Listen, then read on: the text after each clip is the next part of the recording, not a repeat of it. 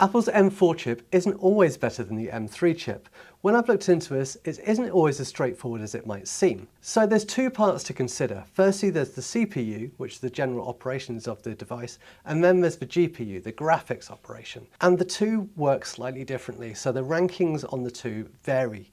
So I took a look at the Geekbench rankings for the different chips, and it quite surprised me on how they line up. Right at the top, there is obviously the brand new M3 Ultra chip, which is the best chip Apple is producing at the moment. This is two of the Max chips put together, and it's extremely fast. When you look down the rest of the list, you'll see that generally the new number is always better than the old number. So the M3 Max and Pro is better than the M2 Max and Pro, and the M4 Max and Pro is better than the M3 Max and Pro.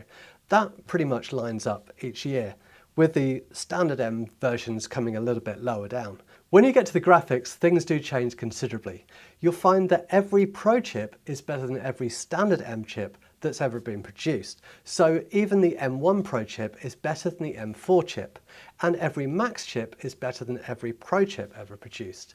And every Ultra chip is better than every Max chip produced, with the exception of the M4 Max, which is better than the M1 Ultra chip. So it's very different then, whether you're looking at general performance or whether you're looking at graphics performance. The Pro and the Max versions are considerably better on graphics than the standard ones. Though if you're talking about general operation, each generation of a chip has been better than the last one. So depending on what you're looking for, if you're looking for a graphics heavy processor, you want to be looking at the Pro and Max versions, whereas if you're just looking for general operations, you probably just want the bigger number.